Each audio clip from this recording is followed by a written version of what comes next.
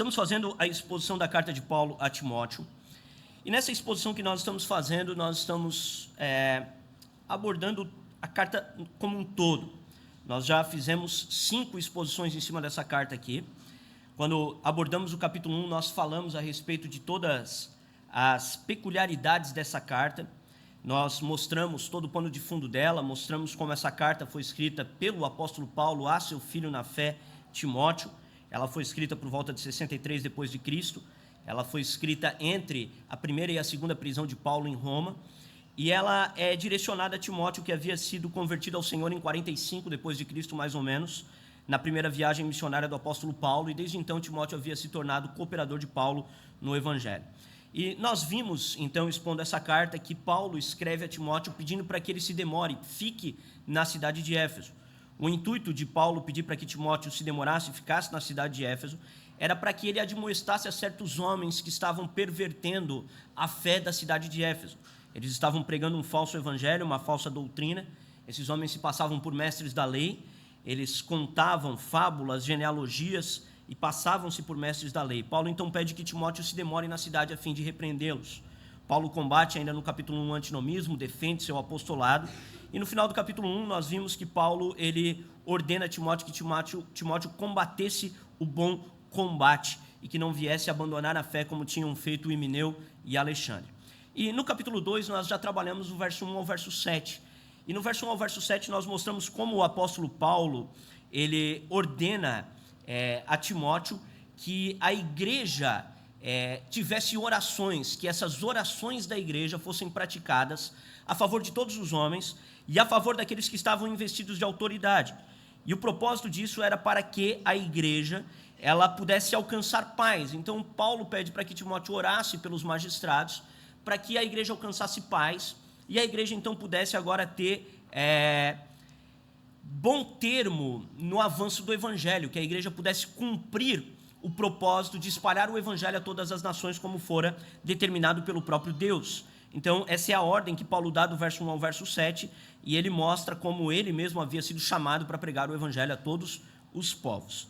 E agora do verso 8 ao verso 10, o apóstolo Paulo ele vai tratar como deveria ser a ordem dentro da igreja em relação a essas orações. E ele vai falar o seguinte do verso 8 ao verso 10, ele vai falar assim: quero, portanto, que os varões orem em todo lugar, levantando mãos santas, sem ira e sem animosidade, da mesma sorte que as mulheres, em traje decente, se ataviem com modéstia e bom senso, não com cabeleira frisada ou com ouro ou pérolas ou vestuário dispendioso, porém com boas obras, como é próprio às mulheres que professam ser piedosas. Amém? Então, se Paulo estava pedindo que a igreja orasse por todos os homens e pelos magistrados, Paulo agora está ordenando como essas orações deveriam ser feitas, qual deveria ser a postura da igreja ao praticar e entrar nessas orações.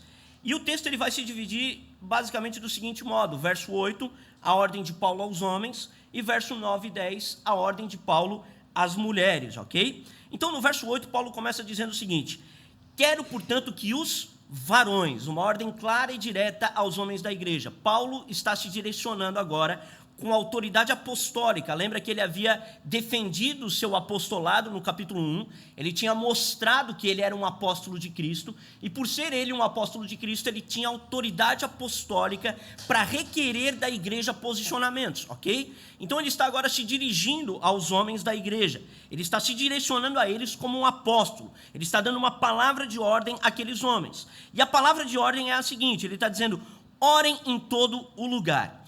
O contexto aqui provavelmente está querendo se referir a todos os lugares em que eles se reuniam como igreja. A igreja se reunia em diversas casas, eles se espalhavam em casas. Então, em todos os lugares que eles se reunissem como igreja, esses homens deveriam estar orando, ok? Deveriam haver orações quando o povo de Deus se reunisse como igreja.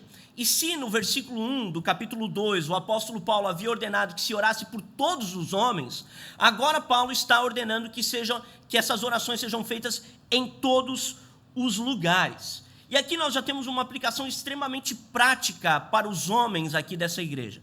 Homens são chamados a orarem, amém? Homens são chamados a terem vida de oração.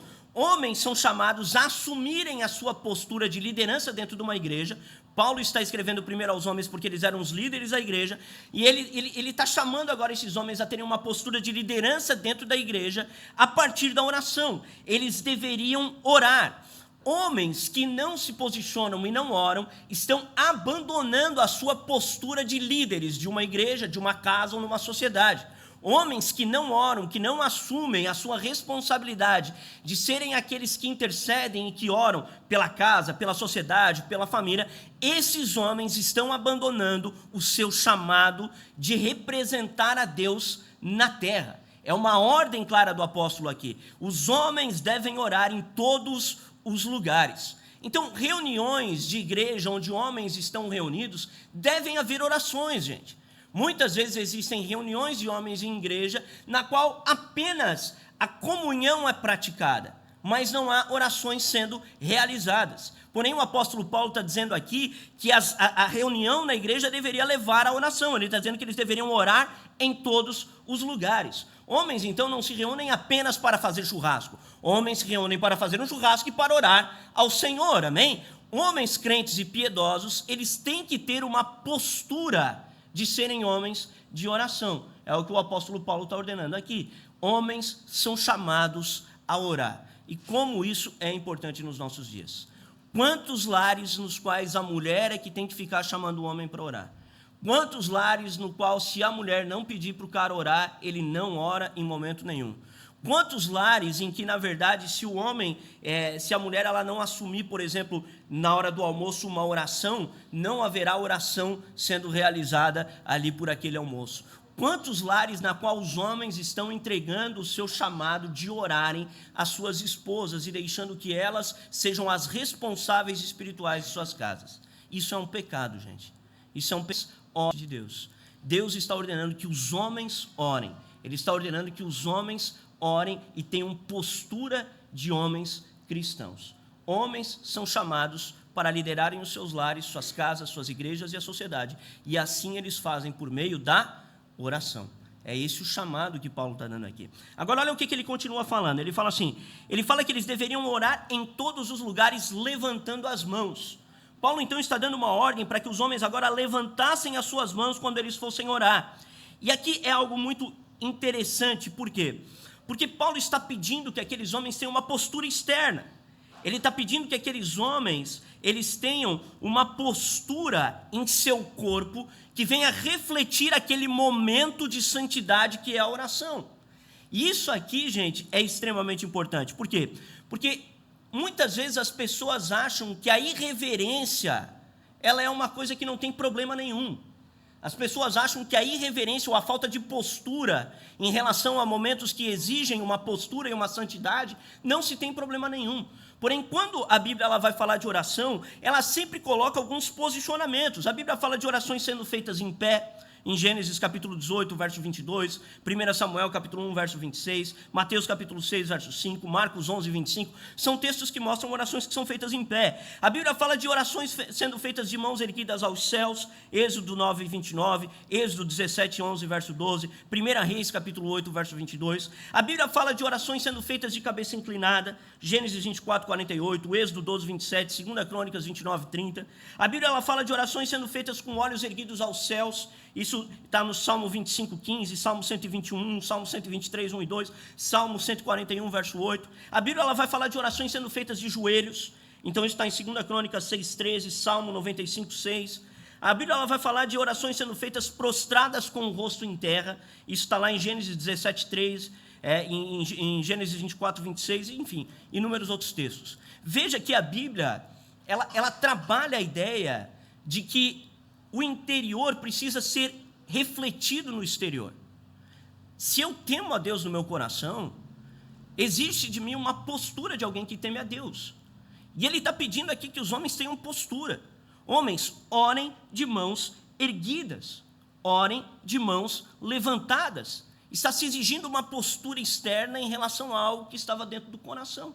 E isso aqui, gente, é muito importante. Isso aqui é muito importante. Porque as pessoas, muitas vezes, no afã de querer combater uma religiosidade, né? uma religiosidade, elas acabam desprezando toda e qualquer expressão corpórea de temor e reverência. Acabam desprezando toda e qualquer expressão que mostre que aquela pessoa ela é reverente, ela tem ali uma postura. Elas, no afã de querer combater uma religiosidade, uma postura sem uma essência, acabam dizendo que não se precisa ter postura nenhuma. E isso está errado, gente. Quem aqui é pai sabe que isso está errado. Eu educo meu filho, obviamente. Meu filho senta na mesa para comer. Tem hora que ele senta sentado de um jeito que me dá vontade de dar um pedala Robinho nele. Eu falo, cara, senta direito nessa mesa, guri. Te ajeita, fica reto aí, cara. Ou na hora que a gente vai ler a Bíblia, na hora que a gente vai fazer uma oração, uma postura completamente irreverente, que me dá vontade de dar um pedala Robinho na cabeça dele. Dizer, guri, vamos, se postura, se ajeita, se porta direito. E a gente precisa, novamente, desse tipo de comportamento sendo restaurado na sociedade, gente. Uma reverência, um temor em relação à postura. As pessoas precisam aprender a ter postura. Homens precisam aprender a ter postura. Homens precisam ser posicionados, estar posturados. Os homens não podem ser irreverentes, tratar tudo com irreverência, tudo de qualquer jeito. As pessoas elas querem combater a religiosidade achando que a reverência, então, ela não importa. Isso está errado. A ordem aqui é clara: homens, orem de mãos levantadas, orem de mãos levantadas. E aí logo na sequência ele vai falar que essas mãos deveriam estar levantadas e elas deveriam ser santas, sem ira e sem animosidade. Aqui sim Jesus vai combater o formalismo externo sem uma essência interna. Jesus não, o apóstolo Paulo. Aqui sim ele vai combater o formalismo externo sem uma reverência interna. Ele está dizendo, olha, orem de mãos levantadas, sem ira, sem animosidade e com mãos santas. Então, ele está pedindo para que a postura externa venha refletir uma realidade que é uma realidade do nosso coração. Então, de maneira prática, toda a nossa reverência, toda a nossa liturgia, toda a nossa postura, ela não deve ser feita sem que o coração acompanhe esses atos, amém? Então, se eu chego aqui na igreja e eu me posturo aqui na hora, por exemplo, da leitura do Salmo, eu vou aqui ficar reverente, isso deve ser por causa de um coração disposto. Essa reverência deve ser o acompanhar do meu coração em relação às minhas atitudes internas. Nós não podemos desprezar essa ideia de que o interior precisa ser refletido no exterior. Precisa ser refletido no exterior. Exige-se sim uma postura. Homens de Deus precisam ter uma postura, amém? Essa é a primeira parte que ele vai trabalhar aqui. E aí logo na sequência, no verso 9 ao verso 10, ele vai começar a falar às mulheres. E ele vai trabalhar com o mesmo princípio, olha só. Da mesma sorte que as mulheres, em traje decente se ataviem com modéstia e bom senso, não com cabeleira frisada, ou com ouro, ou pérolas, ou vestuário dispendioso, porém com boas obras, como é próprio às mulheres que professam ser piedosas. Então aqui o apóstolo Paulo agora muda o público-alvo. Se antes ele estava falando a homens, agora ele está falando a mulheres. E ele está falando dessas mulheres com a mesma autoridade apostólica a qual ele falou com os homens. Paulo era um apóstolo de Cristo. E ele está falando agora com elas na mesma autoridade apostólica que ele tinha para falar com os homens. Então ele muda o foco, ele muda o público-alvo. E ele dá uma ordem para elas. Essa ordem é a seguinte, ele vai falar aqui o seguinte. Verso 9, verso 10 aqui. Ele vai falar assim para elas: em traje decente se ataviem com modéstia e bom senso. Então Paulo aqui agora está apelando também para algo que seria externo. Se ele estava apelando para a conduta dos homens, orem com mãos levantadas, postura de homem, postura de oração, postura diante de Deus. Agora ele também vai apelar à postura que as mulheres deveriam ter diante do Senhor e diante do Salvador, diante de Deus. E ele ordena que elas se vistam com trajes decentes. É a primeira coisa que ele ordena aqui. Mulheres, se vistam com trajes decentes. E a palavra aqui para decente, ela significa literalmente um traje apropriado. Então Paulo entende que existem trajes apropriados. Amém? Vocês entendem que existem trajes apropriados e inapropriados? Isso é uma coisa clara para nós aqui? Existem trajes que são apropriados, trajes que são inapropriados. E ele está trabalhando isso com as mulheres. Mulheres, trajes apropriados. E aí logo na sequência ele vai dizer assim, ó, e se ataviem com modéstia e com bom senso. Aqui é bem interessante porque Paulo está agora falando das mulheres, para as mulheres, em relação ao adorno, ao modo como elas se enfeitariam, ao modo como elas se arrumariam, né? A palavra ataviar aqui é a palavra cosmel, que dá origem à nossa palavra cosmético, ok? E essa palavra cosmel aqui, ela tem justamente essa ideia de o modo como as mulheres elas se enfeitariam, se arrumariam. Porque a mulher ela é o vaso frágil, a Bíblia fala, e Deus criou a mulher com beleza. A mulher ela precisa enaltecer ali a sua beleza de alguma forma. Há uma necessidade de que as mulheres elas tenham ali o seu padrão feminino bem claro. A gente vai falar sobre isso daqui a pouco, né? E só que o modo como as mulheres se embelezam, ele tem uma prerrogativa aqui. Ele vai dizer que esse embelezamento, esse ataviar, ele deveria ser feito com modéstia e com bom senso. O que seria modéstia? A palavra modéstia aqui na Bíblia ela significa literalmente reverência, timidez, consideração com o outro, respeito ou ainda um sentimento de vergonha. Então, a modéstia seria a ideia da mulher não chamar tanto atenção, é se enfeitar de modo que ela não se tornasse o centro das atenções.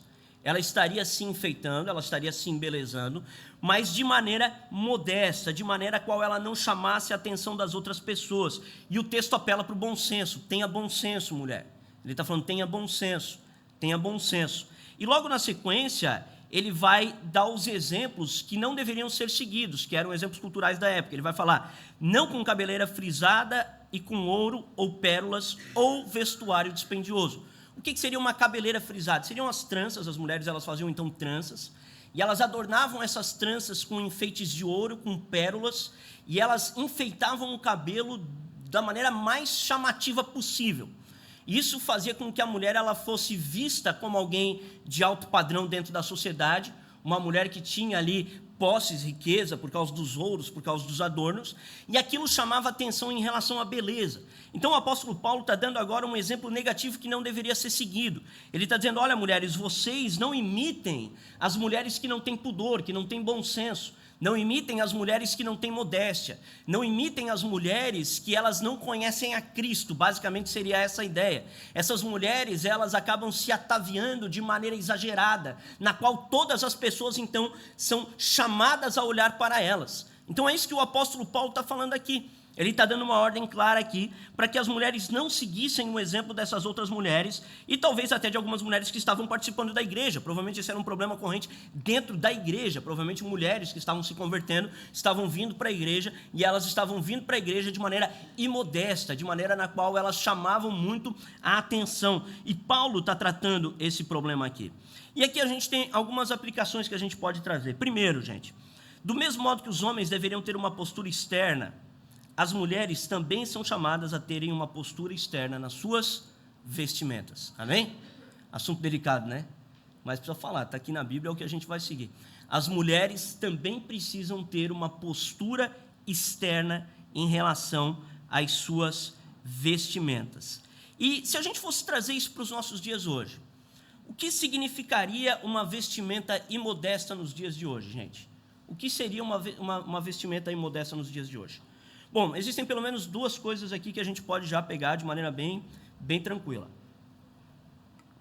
Primeiro, uma vestimenta imodesta nos dias de hoje seria uma vestimenta que chama muito a atenção para os valores monetários dela, né? Aquelas mulheres, então, elas se vestiam com ouro nos cabelos, com pedras preciosas nos cabelos, e ele está chamando a atenção, então, aqui para que as mulheres não queiram chamar a atenção por meio do seu poder aquisitivo, por meio de sua grana, por meio da classe social que elas estavam inseridas. E aqui nós já temos um ponto de aplicação bem forte, porque esse é um problema muito comum no meio cristão brasileiro. Algumas pregadoras de renome da nação, né, elas vão pregar vestidas de maneira extremamente imodesta, extremamente chamativa em relação as roupas que elas usam, e não apenas as roupas, mas ao preço das roupas que elas estão usando. Elas vão usando cintos caríssimos, que custam, sei lá, 10 mil reais um cinto, vão usando ali joias extremamente caras, chamando a atenção de todas as mulheres que estão ali vendo aquela pregação. Isso é um pecado, isso é um erro biblicamente falando. As mulheres devem se vestir de maneira modesta, elas devem ter modéstia no seu vestuário. Agora, qual que seria uma segunda aplicação em relação ao que seria uma vestimenta modesta nos dias de hoje? com certeza seria a questão de não chamar a atenção para o corpo. Com certeza seria a questão de não chamar a atenção para o próprio corpo. Porque hoje muitas mulheres, elas não se vestem de maneira imodesta no sentido de vestirem roupas caras, mas muitas mulheres vestem roupas que chamam a atenção para as suas curvas e para o seu corpo. E isso é um erro, biblicamente falando. Isso é um pecado, biblicamente falando. Então, as mulheres, elas não podem ostentar o seu corpo através das vestimentas. Elas não devem ostentar o seu corpo através das vestes que elas mesmas utilizam. O corpo, biblicamente falando, ele é para o marido. A Bíblia ela fala que o local onde podemos expor os corpos é dentro do leito conjugal sem mácula. Lá haverá a exposição do corpo. Lá as mulheres poderão expor o seu corpo para o seu marido. Mas na rua, na igreja, as mulheres não devem expor o seu próprio corpo. E, gente, essas coisas, elas são bem definidas biblicamente, ok? A Bíblia ela é muito clara em nos mostrar que existem padrões, gente. E esses padrões, eles devem ser seguidos. Esses padrões precisam ser seguidos. A Bíblia ela tem padrão de masculinidade, ela tem padrão de feminilidade, apesar de hoje em dia as pessoas quererem desconstruir esses padrões que são do próprio Deus. A Bíblia traz esses padrões. Quer ver? Abre comigo Deuteronômio capítulo 22, verso 5.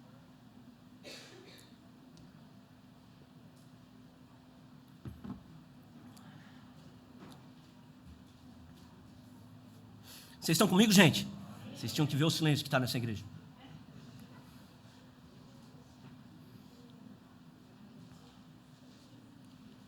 Deuteronômio capítulo 22, verso 5.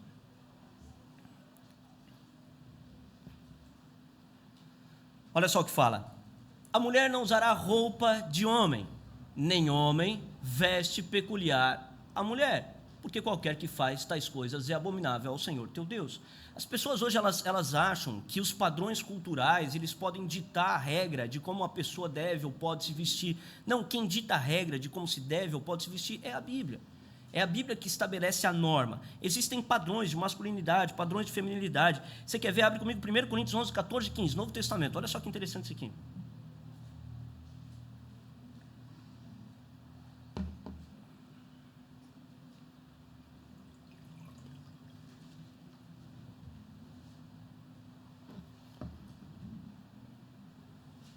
Olha esse texto. Ou não vos ensina a própria natureza a ser desonroso para o homem usar o cabelo comprido? Novo Testamento, gente. E que tratando-se da mulher é para ela uma glória, pois o cabelo lhe foi dado em lugar da mantilha. Veja que a Bíblia estabelece padrões. Padrões de masculino, padrões de feminino, padrões de vestimenta, o modo como as pessoas devem se portar, o modo como as pessoas devem se vestir. A Bíblia fala de atos externos. A Bíblia fala também do exterior. A Bíblia não fala apenas do homem interior, ela fala também do homem exterior. A Bíblia trabalha com essa ideia, ela fala do homem exterior. Ela vai falar quais são os padrões de vestimenta. Quer ver? Abre comigo Gênesis capítulo 3, do verso 7 ao 11.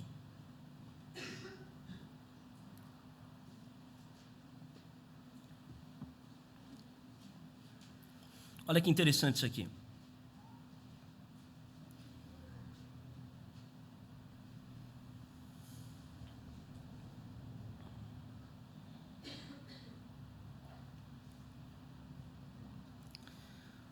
Fala assim o texto.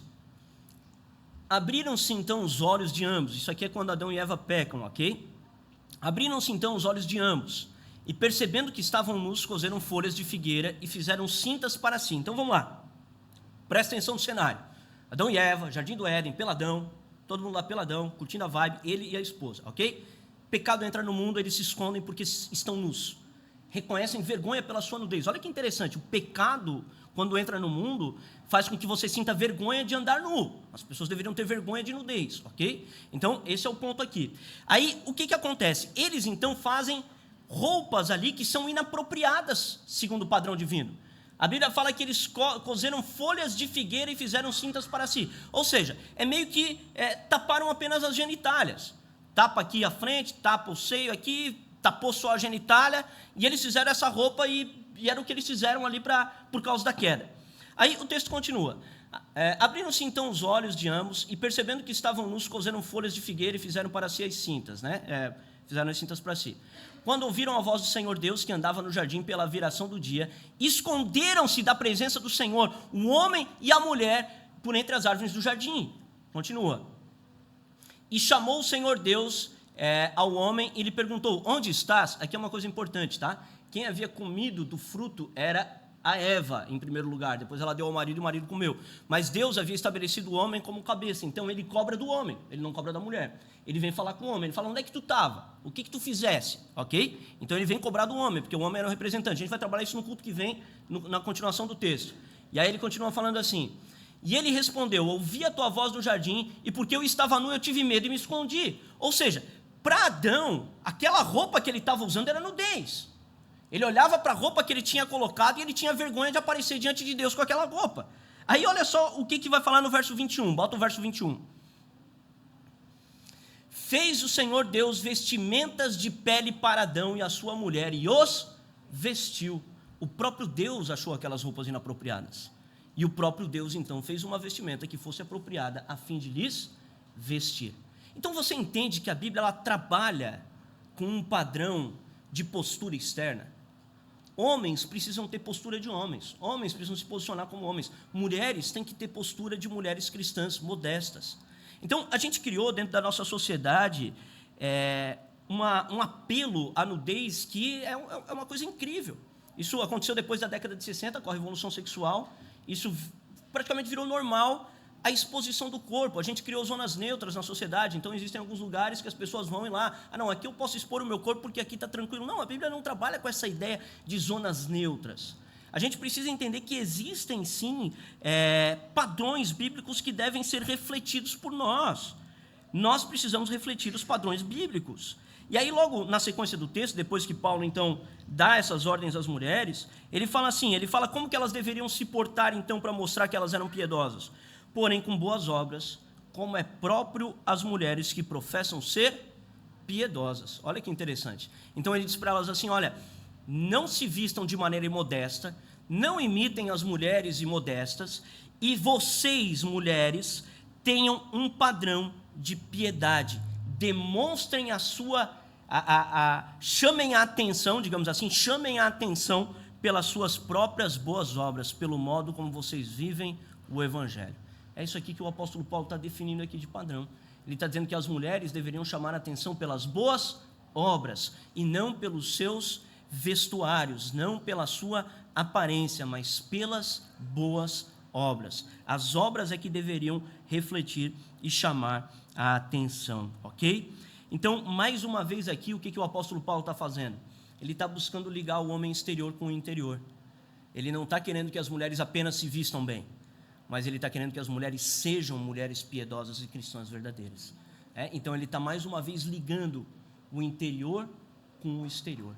E a gente precisa entender isso, gente. Deus liga o interior com o exterior. A gente criou, eu estou partindo aqui já para o final, esse sermão não vai ser um sermão longo, mas a gente criou, dentro da nossa teologia brasileira, uma ideia muito equivocada. Qual é a ideia equivocada que foi criada? É a ideia de que porque Deus vê o coração, então não importa a minha aparência. Essa ideia não é bíblica, gente. Essa ideia não é bíblica. Não é porque Deus não vê o coração que não importa a minha aparência, ou que não importa a minha postura. Essas coisas precisam estar ligadas. O que é uma heresia? O que é um erro? O que é um erro teológico, uma heresia? Uma heresia, ela geralmente é uma verdade bíblica que é isolada e ela é elevada até a 10ª potência. Então, o que fizeram aqui? O que a teologia brasileira fez? E eu participei desse movimento, tá? Eu era dessa vibe aí, de que não importa nada, o que importa é o coração, né? Então, participei desse movimento durante muito tempo. Mas o que acontece? O que fizeram aqui? Pegaram o texto de 1 Samuel, capítulo 16, verso 7, que é o texto onde Samuel ele vai ungir Davi como rei. E aí aparecem os filhos de Jessé, e o primeiro que aparece já é um homem forte, alto, né? E ele chamava atenção pela sua força, pela sua aparência. Só que a Bíblia fala que Deus não escolhe aquele homem, ele escolhe Davi. E aí Deus repreende Samuel dizendo, Samuel, Deus não vê como vê o homem, Deus enxerga o coração. Mas ali era uma realidade a respeito do próprio engano que o profeta estava tendo. O profeta, ele achava que aquele homem forte e alto deveria ser o rei, por causa da sua beleza exterior. E o que Deus está mostrando é o seguinte, é que o que importa não é tanto a beleza exterior, mas a beleza interior, ok? É isso que Deus está falando aqui. Só que essa interpretação isolada, então as pessoas isolam esse texto, dizem assim, não, Deus não olha para a aparência, Ele só olha para o coração, como se não importasse, então, de modo nenhum a tua aparência, a tua vestimenta, a tua postura. Eles pegam esse texto, isolam ele, unem esse texto às repreensões de Jesus aos fariseus, porque Jesus repreende os fariseus por sua hipocrisia. Os fariseus, eles tinham uma aparência de piedade, quando na verdade por dentro eles eram lobos devoradores. Então eles pegam esse texto, unem a repreensão em relação de Jesus aos fariseus, e eles dizem o seguinte, não importa nada em relação ao exterior, mas não é isso que a Bíblia ensina, amém? A Bíblia está preocupada tanto com o teu interior, como com o teu exterior. Ela está preocupada com o modo como você se veste, ela está preocupada com o modo como você se porta. A Bíblia está preocupada com ambos. Por quê? Porque dentro da Bíblia não existe essa dicotomia entre interno e externo. Dentro da Bíblia, o externo reflete o interno. Essa é a ideia da Bíblia. Quer ver? Abre comigo Mateus 12, 34, por favor.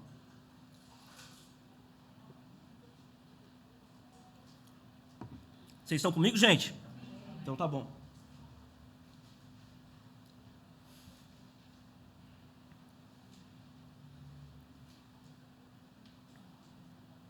Olha só,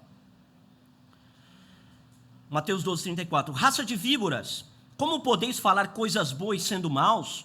Porque a boca fala o que o coração está cheio. Então a Bíblia liga o exterior ao interior.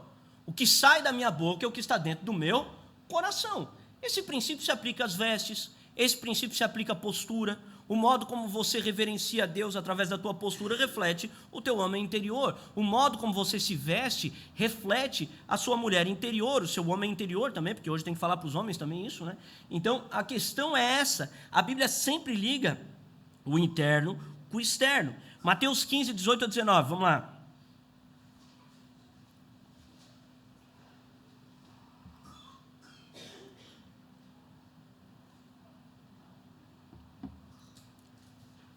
Muito obrigado, meu amigo. Bota aqui um golinho para mim.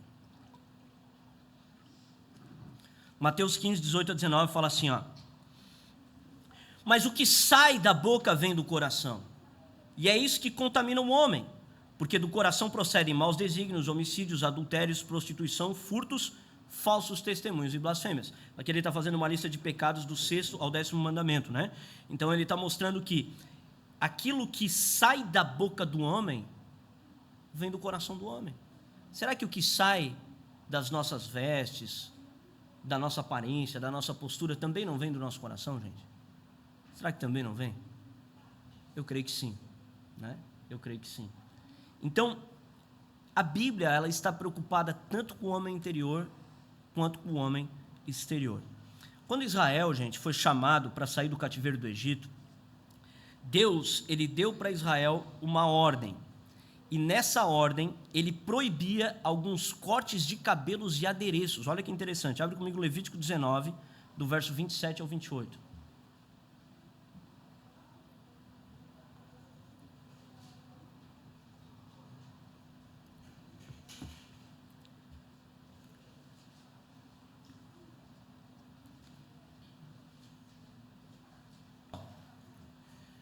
Verso 27 a 28. Olha isso aqui. Não cortareis o cabelo em redondo, nem danificareis a extremidade da barba. Pelos mortos não ferireis a vossa carne, nem fareis marca nenhuma sobre vós. Eu sou o Senhor. O que está acontecendo aqui, gente? Vamos parar para pensar. Israel, 430 anos escravo no Egito, ok? 430 anos lá. O que acontece quando você fica muito tempo num determinado lugar? Você vai tomando a forma daquele lugar, você vai se aculturando àquela realidade, ok? Então Israel estava há muito tempo lá no Egito. E agora Deus estava libertando eles do Egito para levá-los a uma terra que mana leite e mel. E ele faria daquele povo um povo de propriedade exclusiva de Deus. Aquele povo agora deveria ser povo de propriedade exclusiva do Senhor. Eles deveriam agora servir a Deus. E Deus então pede que eles, nesse processo de libertação da cultura que veio do Egito, eles não seguissem tendências de moda do Egito. Eles estão pedindo para que eles não cortassem o cabelo de maneira arredondada, e quando você vai ver a figura de um egípcio, é sempre aquele cortezinho bem redondinho aqui atrás, aqui assim, né? E ele está pedindo que eles não aparassem a ponta da barba. Lembra do egípcio com a barbinha retinha aqui? Por que Deus está fazendo isso? Se Deus se preocupa só com o coração e não se preocupa com a aparência. Deus está mostrando aqui que haviam posturas que eles deveriam abandonar por causa da santificação, até mesmo vestuais, até mesmo culturais. Eles deveriam abandonar algumas coisas para que eles não fossem semelhantes ao povo de onde eles haviam sido resgatados. Você entende? A questão é óbvio que isso aqui não se aplica para a gente hoje no sentido de cortar o cabelo de maneira arredondada, aparar a ponta da barba, mas isso se aplica para nós como um princípio. Será que Deus não quer que você seja diferente do lugar de onde Ele te tirou? Será que Deus não quer que você seja diferente do ambiente de onde você foi resgatado? É isso que Deus quer. Deus quer que sejamos diferentes, tanto de maneira interna quanto de maneira externa. Ele quer que nós tenhamos uma postura cristã de fato na nossa vida. Então, gente, o cerne desse sermão, o núcleo duro desse sermão, ele vai girar em torno disso. Interior e exterior são importantes para Deus. Deus está preocupado sim com a sua aparência. E Deus está preocupado sim com a sua postura. Ele não quer você um homem irreverente. Você não combate religiosidade com irreverência. Não é assim que se combate religiosidade. Você não combate religiosidade com rebeldia. Não é assim que se combate religiosidade. Você combate religiosidade com essência no coração, externando para fora por um bom testemunho. É assim que você combate religiosidade. É levando o teu coração para Deus, sendo um homem santo, de acordo com os padrões divinos. Então Deus está nos chamando para nos separarmos para Ele. Do mesmo modo que os egípcios, que Israel tinha que se separar para ser diferente dos egípcios, nós somos chamados para sermos diferentes, um povo separado para Deus, amém? A Bíblia fala: sede santos, porque eu, o Senhor, sou santo. O que é santo? Santo é separado. Deus está chamando seu povo para ser separado desse mundo. Ele não quer que você seja semelhante ao mundo. Transformai-vos pela renovação da vossa mente. Transformai-vos pela renovação da vossa mente. Exterior e interior precisam estar bem alinhados. Comece a orar com reverência. Comece a se vestir com modéstia. Comece a se portar como alguém que teme a Deus no seu homem exterior e na sua mulher externa. Seja alguém que realmente reflete o caráter do Salvador, alguém que reflete a glória de Deus, não só através do teu coração, da tua essência, mas através das tuas vestes, através da tua postura. Deixa isso ir para fora, deixa a santidade vir para fora, deixa as pessoas verem a santidade de Deus através da tua vida. Seja uma pessoa posturada, seja uma pessoa reverente. Nós precisamos restaurar isso, gente. Eu tenho, e vocês devem ter percebido, tentado trabalhar na liturgia da igreja, a trazer um pouco mais de reverência em alguns momentos. A gente veio de um ambiente muito irreverente. Então, eu tenho trabalhado na igreja a tentar trazer alguns momentos com mais reverência. Por exemplo, quando a gente faz a ceia aqui, eu coloco aqui questões aqui que são questões para se pensar. Cara, você tem que pensar se está apto para cear. E eu começo a colocar algumas coisas, eu começo a colocar posturas que devem ser tidas na vida, porque a gente precisa restaurar a reverência, amém? A gente precisa restaurar. Gente, uma outra coisa, deixa eu falar para você. Quando começa a orar, aqui eu leio um salmo. Cara, se você está chegando, fica paradinho, espera a leitura do salmo. Espera a oração. Não fica andando na igreja enquanto estão orando, enquanto estão cantando. Reverência, tenha reverência a Deus. Tenha reverência ao momento que a gente está fazendo aqui. O que a gente está fazendo aqui é santo, amém? O que a gente está fazendo aqui é para Deus, então a gente precisa ter reverência. Pô, cheguei atrasado, beleza, tudo certo, pode acontecer, todo mundo pode chegar atrasado. Mas espera um pouquinho, fica ali na porta, espera acabar o salmo, espera acabar a oração, aí você entra com a tua família, segura os teus filhos, para que não... né? Então a gente precisa aprender a voltar a ter reverência na nossa vida, gente. E durante muito tempo, quem pregava esse discurso era visto como religioso. As pessoas dizendo: não, isso aí é só religiosidade. Religiosidade, eu posso me vestir como eu quiser. Será que eu posso me vestir como eu quero? Será que isso não é uma rebelião contra a própria palavra de Deus? É querer ser independente de Deus na área do vestuário? Será? Será que não é isso? Então é isso que a gente precisa pensar, sabe, gente? A gente precisa voltar a ter reverência. Amém? Amém? Então tá bom. Eu gostaria de fazer algumas aplicações finais para a gente encerrar o nosso culto. Primeira aplicação, gente. Toda obra de santificação, ela começa pelo coração, ok? Ela não começa por fora, ela começa por dentro. Toda obra de santificação começa pelo coração. Talvez você esteja aqui hoje e ainda não tenha sido regenerado no teu coração. E eu quero te dizer que Cristo pode regenerar o teu coração, para que você comece a ter o teu coração transformado e depois isso vá redundando no teu exterior, ok? Então Deus quer começar uma obra na vida de pessoas que não estão regeneradas ainda, perdoando pecados e mudando o seu homem interior. Jesus, ele disse que vos é necessário nascer de novo. Jesus, ele quer que você nasça de novo, se esse é o teu caso. Segunda aplicação. Talvez você nunca tenha percebido os problemas de algumas práticas aceitas culturalmente e tenha acreditado durante muito tempo que Deus se importa apenas com o teu interior. E eu quero te dizer que Ele está preocupado com a tua postura e com as tuas vestimentas. Ele está preocupado sim com isso. Ele está preocupado com a tua postura e com as tuas vestimentas. Talvez você tenha acreditado nessa mentira durante muito tempo. Eu acreditei nessa mentira durante muito tempo. Terceiro, talvez você seja um religioso. Talvez você tenha uma aparência externa muito boa, mas o teu coração esteja cheio de carniça. E aí você precisa combater a tua religiosidade. Você precisa voltar o teu coração para Deus. Você precisa se vestir da justiça de Cristo Jesus.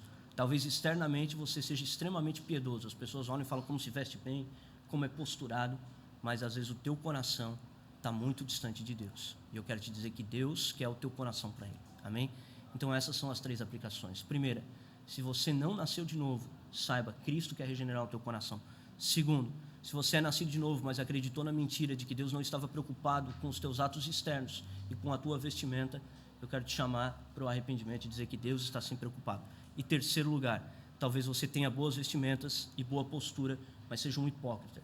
E se esse é o teu caso, se arrependa e se volte para Jesus. Amém? Gostaria de convidá-los a se colocar de pé, por favor.